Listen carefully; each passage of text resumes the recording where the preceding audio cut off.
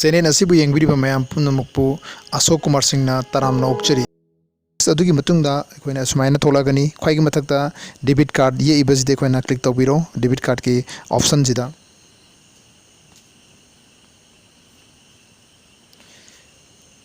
अदुगी मतुंगदा सिदैदि थोकलाइबा अखोइगी अहानबा structure सिदा उरिबा सिदा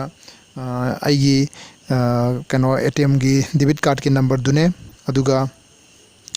card holder name ने अदुगा सिदा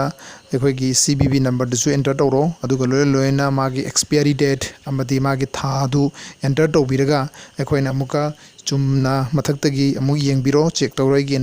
कार्ड नंबर दु चुमी नत्रगागी स्पेलिंग दानब्रा खोप हाइबदी येंगबिरा मतुंगदा मखागी प्रोसेस अदु अखोइना मेक पेमेंट अदु मुक नंगदबनी अदुना अमुक्तंग फजना चेक तौबिरगा प्रोसेस अदु लालहंदना हाइबदी लान हाइबदी सोयरगदी मतम अमु हन्न तौगदबनी हाइबदी मंगोन अखोइदी इसागी मतम दु मांगजगदोरिबनी अदुगा सिदैदा अखोइना पे नाउजी पे नाउगी ऑप्शन जी क्लिक तौबिरो तौब मतमदा ngahaktang प्रोसेस खरदंग मतम खदंग चंगनी मतम दु वेट ngahaktang तौबिरो अदुगा सिदैदा तोपा अमोना क्लिक तौबिगनु बैक तौबिगनु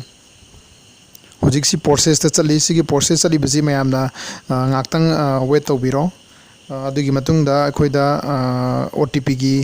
हापननबा मागे स्ट्रक्चर मा थोले सी थोलेबा अखोइगी बॉक्स असिदा अखोइदा होजिक लाखदरबा OTP दो अखोइना मनुंगजिदा एंटर तौबिरगा अमुक प्रोसेस असि मपुंग फाननबा तौबिरो होजिक OTP लाए जैने एंटर तौरे एंटर तौरो मतुंगदा मतम मखागी पेमेंट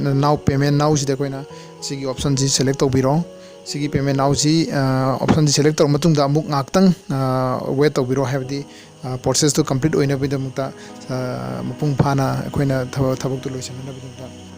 सुमाइना मेक पेमेंट की प्रोसेस असि हेड लोइखिबगा सुमाइना प्रोसेस अमा लैगनी सिगी प्रोसेस असिदा